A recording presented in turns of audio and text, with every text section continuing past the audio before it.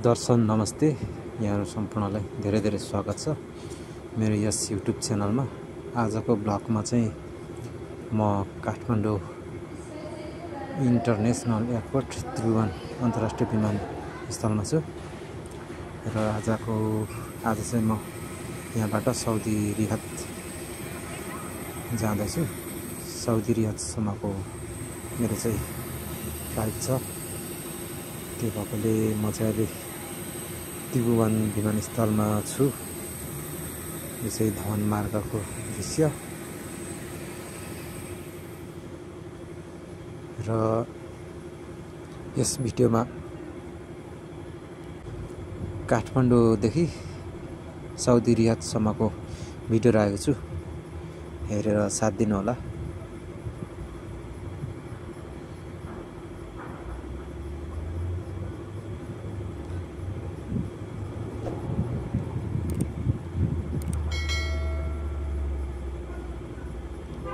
हामी चाहिँ प्लेनभित्र बसिसकेका छौं। बाहिरको दृश्य दामी छ। यो प्लेन चाहिँ ल्यान्ड भइसकेको रहेछ, ल्यान्डिङ भइसकेको छ। लगेजहरू अनलोड गर्दै रहेछ। हाम्रो प्लेन चाहिँ अब धवन मार्गमा आउँदैछ र स्पिड पनि लिइसकेको छ।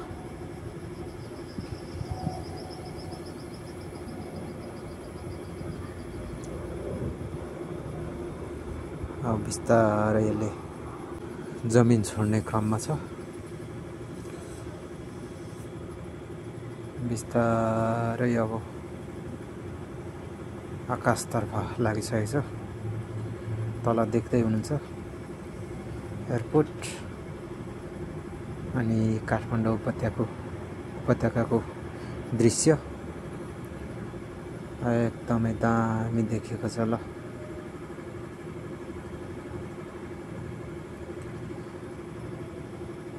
काठमाडौँलाई अब एक चक्कर लाएर चाहिँ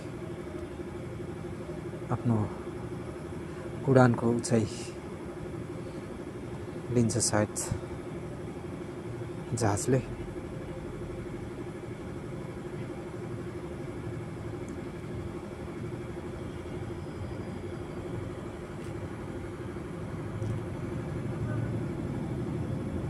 उचाइमा पनि पुगिसकेको छ। बादल माथि माथि उडिरहेछ।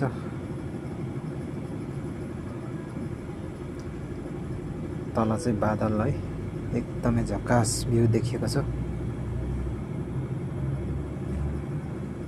प्लेन चाहिँ एकदमै उचाइमा छ। अब रियाद सिटी आइपुगिसकेको छ। साउदी प्रवेश गरिसकेको छ। साउदी रियाद सिटीमा बिस्तारै जहाज चाहिँ ल्यान्डिङ गर्नेछ। देखिराख्नु भएको छ यो दृश्य चाहिँ साउदी रियाद सिटी हो। जहाजले चाहिँ बिस्तारै आफ्नो उचाइ चाहिँ कम गर्दै जमिनतर्फ झर्दैछ।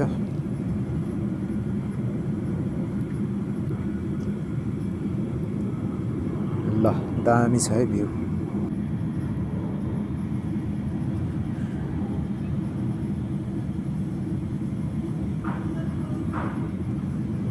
अब जहाज चाहिँ साउदी रियादको चाहिँ इन्टरनेसनल एयरपोर्ट किङ खालिद अन्तर्राष्ट्रिय विमानस्थलमा अवतरण हुँदैछ।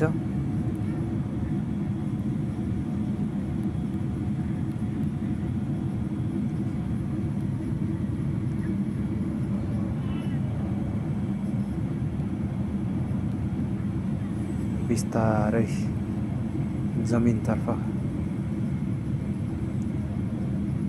चाहिँ कम गर्दै जहाज चाहिँ ल्यान्डिङ हुने क्रममा छ।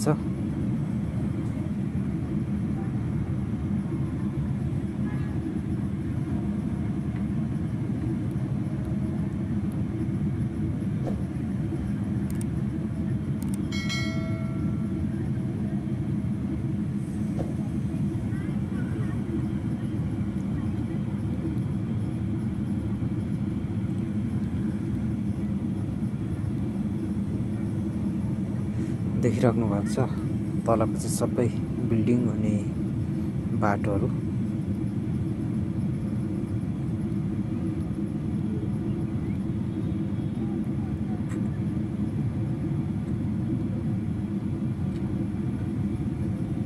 यहाँ चाहिँ त्यति हरियाली छैन, माथिबाट चाहिँ एकदमै सादा सादा देखिरहेको छ है सिटी।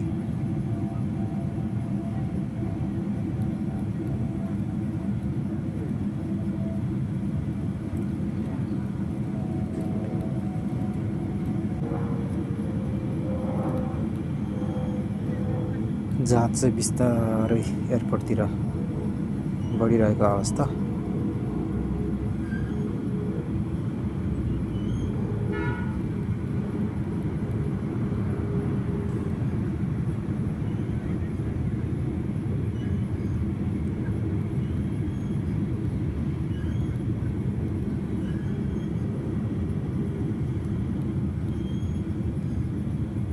यो चाहिँ दिउँसोको टाइम है साथीहरू। दिउँसोको टाइममा चाहिँ एकदमै सादा सादा देखिरहेछ सिटी पनि, कहीँ लाइटहरू जलेको छैन।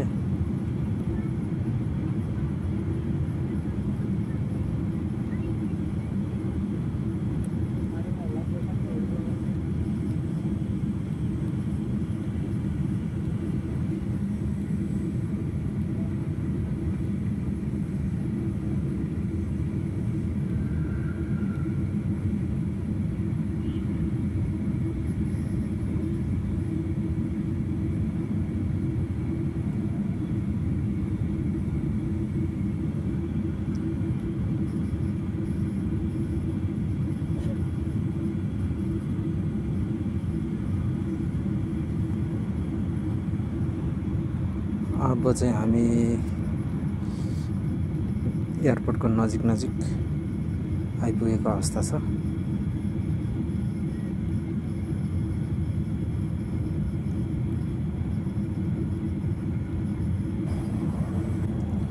विमान चाहिँ बिस्तारै अवतरण गर्दैछ साथीहरू, देखिराख्नु भएको छ एकदमै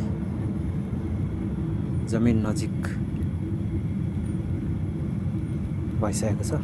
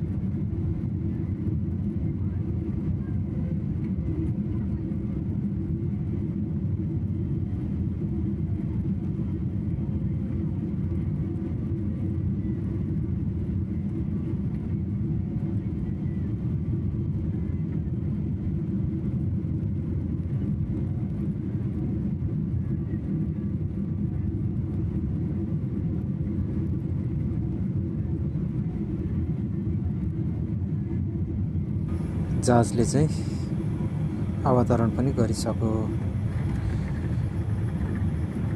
जहाज चाहिँ सफलतापूर्वक अवतरण गरिसकेको छ र जसले भिडियो हेरेर साथ दिनुभयो तपाईहरुलाई धेरै धेरै धन्यवाद। आजको यस ब्लगको अन्त्यमा आइसकेको छु र यस्तै अन्य ब्लगहरू लिएर आउने नै छु। अन्य ब्लगहरूमा तपाईहरुसँग भेट्ने बाचाका साथ आज चाहिँ यति नै। धन्यवाद।